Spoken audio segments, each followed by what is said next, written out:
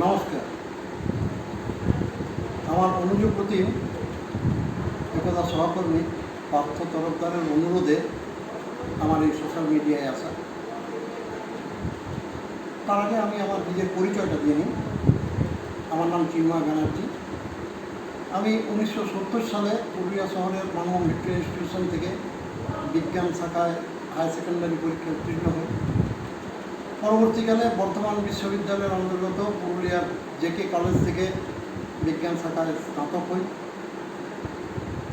1979 সালের 15ই September public health engineering ডিপার্টমেন্টের Purulia drilling ডিভিশনে, সেই সময়তে নামটা তাই ছিল, যেটা এখন পুরুলিয়া মেকানিক্যাল ডিভিশন, সেখানে এলডিসি পদে যোগদান করি। 1990 সালের 1 সেপ্টেম্বর ইউডিসি পদে উত্তীর্ণ হই এবং 2002 সালে 15ই ফেব্রুয়ারি অপরাহ্নে প্রধান করণিক পদে পদোন্নতি। 2014 সালের 30শে এপ্রিল কর্মজীবন থেকে অবসর গ্রহণ করি। দীর্ঘ 34 বছর 7 মাস 16 দিন কর্মরত থাকাকালীন কর্মচারী বিষয়ক কাজ করতে গিয়ে কিছু অভিজ্ঞতা সঞ্চয় হয়েছে। সেই অভিজ্ঞতায় আপনাদের সাথে বিনিময় করব। বিনিময় এই কারণেই যে বর্তমানে প্রশাসনের অভ্যন্তরে যারা কর্মচারী স্বার্থ সংশ্লিষ্ট বিষয় নিয়ে হাতে কলমে কাজ করছেন, তাদের যদি কোনো কাজে লাগে তাহলেই এই আলোচনা সার্থকতা বলে আমি মনে করি।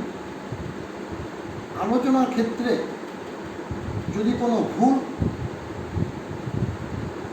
আপনাদের নজরে আসে তাহলে অবশ্যই আমার দৃষ্টি আকর্ষণ করবেন, যেটা আমার পরবর্তী আলোচনায় আমাকে অনেকটাই সাহায্য করবে। আমি প্রথমেই যে জিনিসটা বলা উচিত, যে এস্টাবলিশমেন্ট রিলেটেড বিষয়টা এমনই এক বিশাল বিষয় যে সমস্ত বিষয়টা জানা বোঝা খুবই দুরূহ ব্যাপার।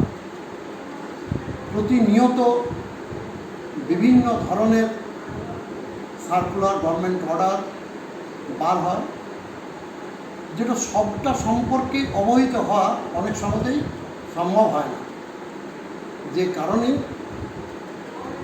বিভিন্ন ক্ষেত্রে দুর্বলতা থাকাটাই স্বাভাবিক।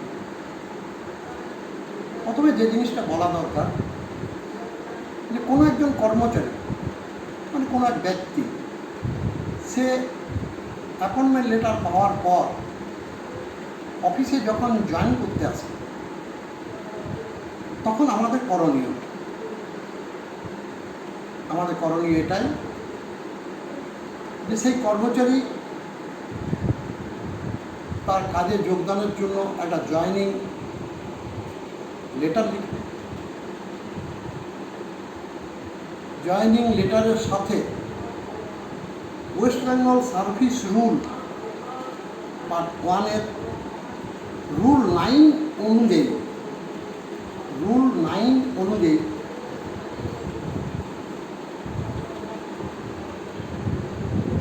তাকে একটা declaration of age in form 1 তাকে সাবমিট করতে হয়, যেটাতে তার প্লেস অফ বার্থ এবং তার ডেট অফ বার্থ সে নিজের হাতে সেটা লিখবে এবং তার সাপোর্টিং ডকুমেন্টস সেই ডিক্লারেশনের সাথে তিনি জমা দেবেন। অর্থাৎ West Bengal board of secondary এডুকেশনের অ্যাডমিট কার্ড হোক, স্কুল লিভিং সার্টিফিকেটের যেটাতে তার ডেট অফ বার্থ লিপিবদ্ধ আছে, তার কপি তাকে জমা দিতে হবে এবং সেটা অ্যাপয়েন্টিং অথরিটি দ্বারা অ্যাকসেপ্টেড হবে, যাতে ভবিষ্যতে এই ডেট অফ বার্থ সংক্রান্ত কোনো বিষয়ে কোনো জটিলতা দেখা না দেয়। কারণ সেই ডিক্লারেশনেই বলা আছে যে আমি ভবিষ্যতে আমার এই ডেট অফ বার্থ সম্পর্কে যা লিখলাম তা অন্যরকম আর কোনো আমি দাবি করব না। আমাদের যেটা দেখে নেওয়া দরকার যে অ্যাপয়েন্টমেন্টে সাধারণতই 30 দিনের জয়েনিং টাইম দেওয়া থাকে। যদি কোনো কারণে কোনো ব্যক্তি ওই 30 দিনের মধ্যে কাজে যোগ দিতে না পারেন, তার থেকে পরে যদি আসে, তাহলে অবশ্যই অ্যাপয়েন্টিং অথরিটির কনসেন্ট ছাড়া, অর্থাৎ জয়েনিং টাইমের এক্সটেনশন অর্ডার ছাড়া তাকে জয়েন করতে দেওয়া যায় না। এমনটা যদি হয় যে কোনো কর্মচারী আমাদের যে চাকুরির বয়স সীমা, অর্থাৎ ওই বর্তমানে 18 থেকে 40, সেই 40 বছরের বেশি সময় যদি কারো বয়স হয়ে তারপর সে যদি কাজে যোগদান করে, তাহলে পরে তার ওই বর্ধিত বয়সের জন্য কনভারসেশন অফ এজ অ্যাপয়েন্টিং অথরিটির কাছে লাগবে, যেটা rule 8 of WBSR part 1। Access as সেটা কনভারসেশন হবে এবং সেটা অ্যাপয়েন্টিং অথরিটির দ্বারা। জয়েনিং রিপোর্ট অ্যাকসেপ্টেড হয়ে যাওয়ার পর যতটা দ্রুততার সাথে তার সার্ভিস বুক ওপেন করা উচিত। অনেকে মনে করেন যে ইনক্রিমেন্ট তো সেই 1 বছর বাদে অথবা 6 মাস বাদে, বর্তমান নিয়ম অনুসারে জুলাই, কাজেই সেই সময়ের ঠিক পূর্ব মুহূর্তে করলেই হয়। আমার মতে সেটা সঠিক নয়।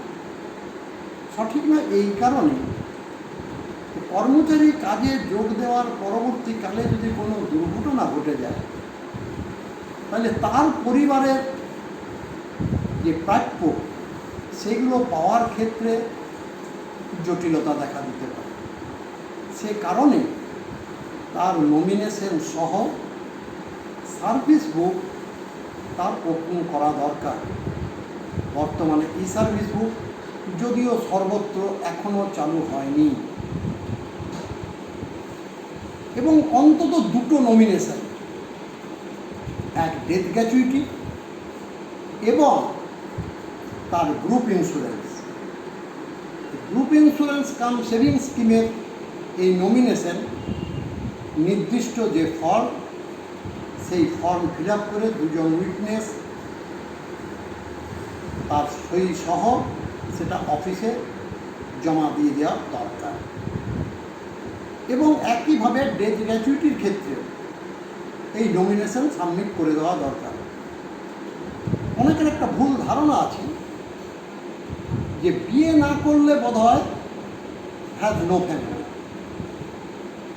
বিয়ে করলে তবেই একমাত্র হ্যাজ এ ফ্যামিলি। না, তা কিন্তু বলা নেই। কারণ আমরা জানি যে পরিবার বলতে মা, বাবা,